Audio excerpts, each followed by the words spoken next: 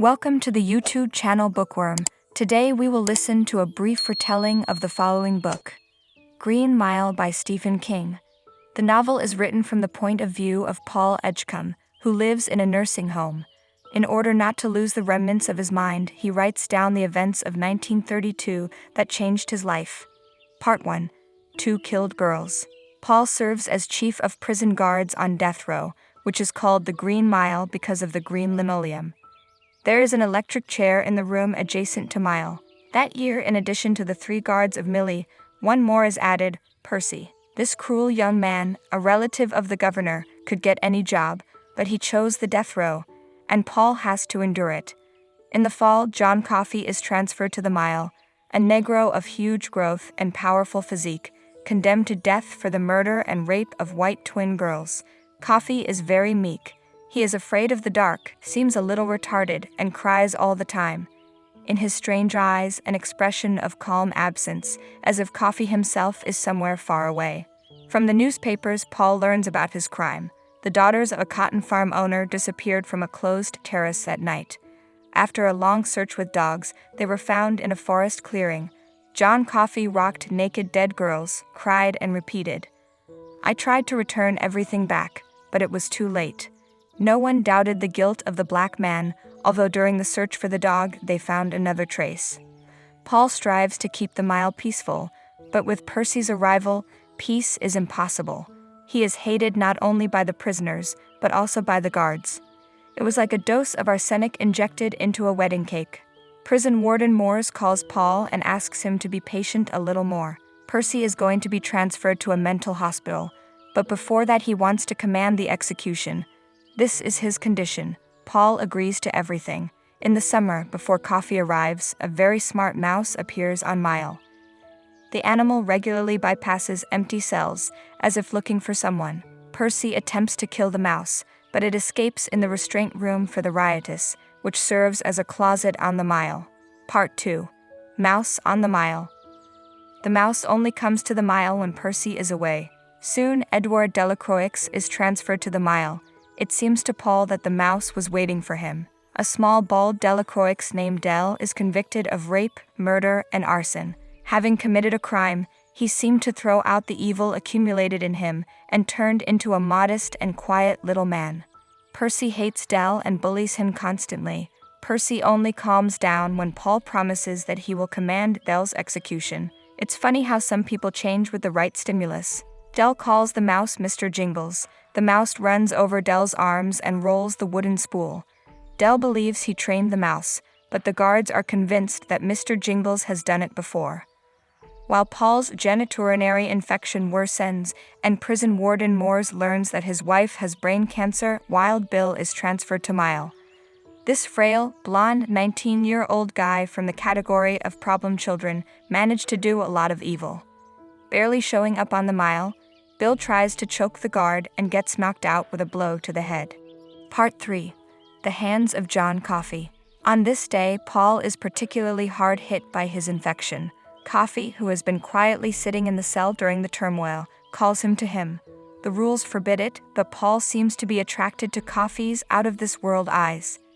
The Negro presses his hand to Paul's groin, and something like an electric charge penetrates him. Then the throbbing pain disappears and a cloud of small black insects flies out of Coffey's mouth. They turn white and disappear. Paul believes that he received a healing, real, miraculous from Almighty God.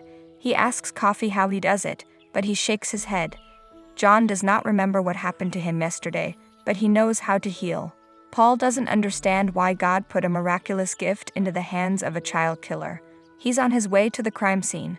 A journalist who wrote about the murder is convinced that Coffey is guilty. Such as your Negro is able to bite at the first convenient case, how a purebred dog can bite if it turns into his head. The day of Del's execution draws near. Percy must place a sponge soaked in brine on the top of his head, which will conduct current directly to the brain. Breaking the rules, Percy gets too close to Wild Bill's cell, and he grabs him. Percy urinates in his pants out of fear. Del notices this and laughs. The night before the execution, Del plays with Mr. Jingles, throws a reel at him. She rolls out of the cell. The mouse runs after her, Percy steps on him and, satisfied with revenge, leaves. Part 4. The Terrible Death of Edouard Delacroix. Coffey asks for the dying mouse to be given to him, while there's still time. He brings Mr. Jingles up to his face, inhales sharply through his mouth, then again releases a cloud of black midges from his mouth, and the mouse returns unharmed to the cause. Preparing Del for execution, Percy places a dry sponge under the contact, and the Frenchman burns alive. Paul cannot turn off the electricity while Delacroix is alive, because then everything will have to start over. Finally, Del calms down. The helmet slid to one side, but when we took it off, almost all the skin from the head and the remaining hair was removed with it, firmly glued to the metal. Frightened, Percy makes excuses, but Paul understands that he wanted to do a little dirty trick, but did not suspect what the result would be. Paul tells them not to touch Percy. He could get them fired, and finding work during the Great Depression is not easy. Mr. Jingles, who was waiting for the execution in the hands of Coffey, feels Del's torment through him and disappears from Millie forever. Paul reports the incident to Mers, but he is not up to trouble in prison. His wife is dying. Paul believes that Coffey can help her and gathers Millie's guards at his house. Part 5. Night Journey. The guards decide to secretly bring Coffey to Moore's house and make a detailed plan. First, they neutralize Wild Bill by slipping sleeping pills into his drink. Percy is then wrapped in a straitjacket and locked in a padded room. Coffey already knows that he has to cure the White Lady. Rough Bill is unconscious, but when Coffey walks past his cell, he stands up and grabs him by the arm. Coffey's reaction was surprising. He screamed, letting out air through his teeth, as if he had touched something cold and unpleasant. Friends manage to sneak Coffey out of the prison fence. He is taken to the chief's house in an old truck. Moores greets them with a gun in his hand, but Coffey calmly passes to his dying wife. Stepping over to the bed, Coffey bends down, presses his mouth to the woman's, and takes a deep breath. There is a strange scream. Coffey pulls away and Paul sees that the woman is healthy. This time, Coffey doesn't exhale the midges. On the way to prison, he becomes ill. Part 6. Coffey walks the mile. The guards struggle to bring Coffey to the cell. They then release Percy and try to intimidate him. Paul, however, is sure that Percy will not remain silent. Freed, Percy heads for Millie's exit.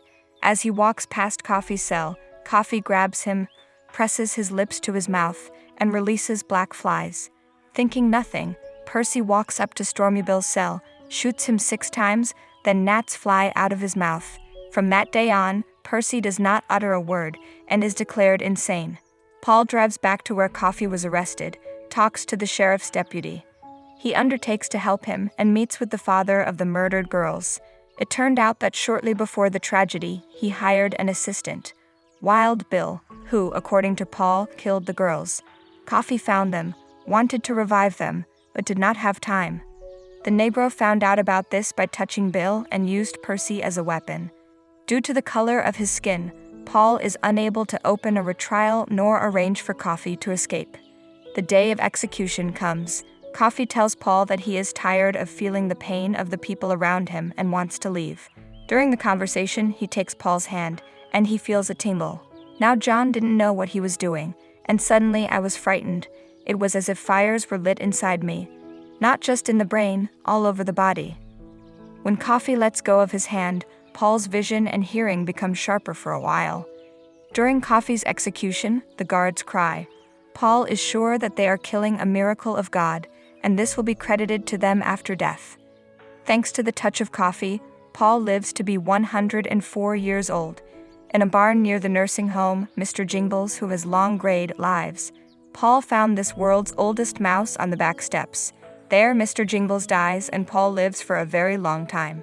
We all deserve to die, no exceptions, I know that, but sometimes God, the Green Mile is too long.